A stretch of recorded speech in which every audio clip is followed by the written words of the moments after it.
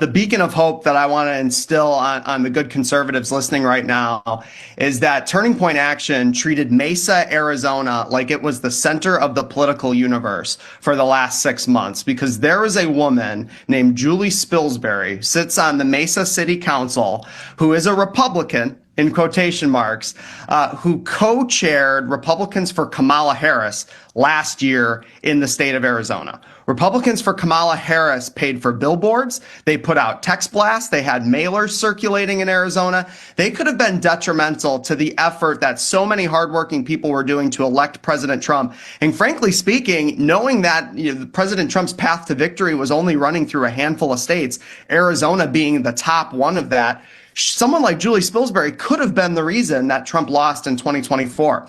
So our Turning Point Action team went full steam ahead this year in the effort to officially recall her, helping gather petition signatures in the spring, did that throughout the summer. And then for the last month, we had a big sprint to the finish line in physically chasing those ballots, putting together 24/7 infrastructure on the ground in Mesa District 2 to send that flare signal that we needed to send to the rest of the conservative movement, that fake Republicans like Julie Spilsbury are not welcome in the conservative movement. So we were able to successfully elect Doreen Taylor as the new Mesa City Councilwoman. But really the broader effects, this is something that could really, really be good. Well, and Brett, and Brett, not only that, not only do we give Turning Point Action and your great efforts action, Julie Spilsbury herself gave credit to Turning Point Action. Guys, let's play that clip.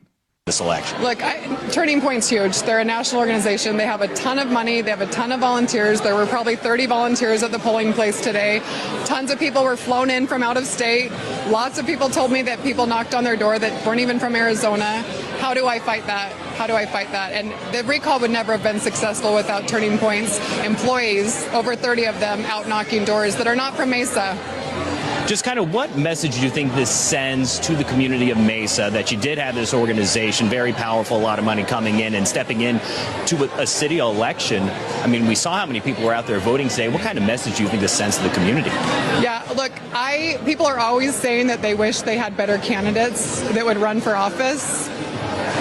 I don't think that's true, because when good people run for office just because I want to serve my community, and then this is what happens to me, why would anyone want to run?